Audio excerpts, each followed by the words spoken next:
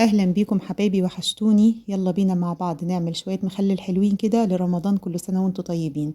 هنا معانا قرنبيطة صغيرة غسلتها كويس وقطعتها، ومعايا جزر، ومعايا فلفل. برضو قسمت الفلفل على 2 عشان يتخلل كويس. وهنا معايا لتر مية مغلية، حطيت عليه 3 معالق ملح ابيض. ممكن لو مش عايزاه يبقى حادق قوي خليها 1.5 معلقة. وهنا معانا ربع معلقة شطة، وده طبعا على حسب الرغبة. ومعايا نص معلقة سكر. السكر هنا هيبقى مادة حافظة للمخلل عشان ما يتهريش بسرعة. ومعايا ربع فنجان خل. قلبت ده كله مع بعضه. وطبعا انا مجهزة البرطمانات نظيفة ومعقمة اللي هعمل فيها المخلل بتاعتي اهي. وهجيب معايا نص منجراية هبشرها واحطها في البرطمان بالشكل ده. عايزة تقطعيها قطع ماشي، بس المبشور ده هيدي لون احلى للمخلل، هيخلي اللون حلو جدا.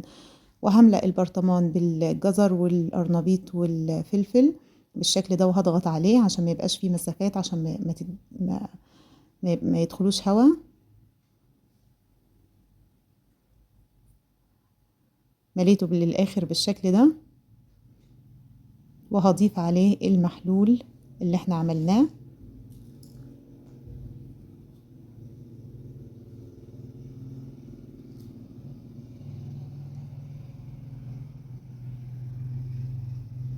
وهديه رجتين كده بعد ما اخلص، بعد ما يتملي. هو طبعا لازم يتملي للاخر. انا هنا الميه مكفتش معايا، فجبت حبه ميه مغليين كمان ضفتهم عليه، عشان لازم الميه تغطي الخضار.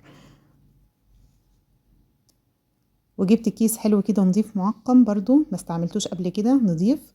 وحطيته على الوش وقفلت. ده طبعا عشان يمنع دخول اي هوا للمخلل، عشان لو دخلوا هوا هيبوظ. البرطمان ده هحطه عندي على الرخامة لمدة 4 أيام أو 5 أيام بالكتير، وهبدأ اخد منه. بس أول ما اخد منه هدخله على طول التلاجة.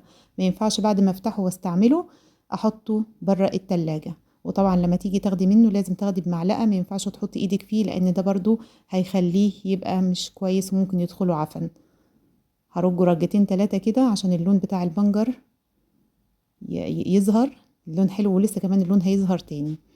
انا في برطمان تاني عملته، بس قطعت البنجر قطع فما كانش اللون حلو قوي. جربوه وقولولي.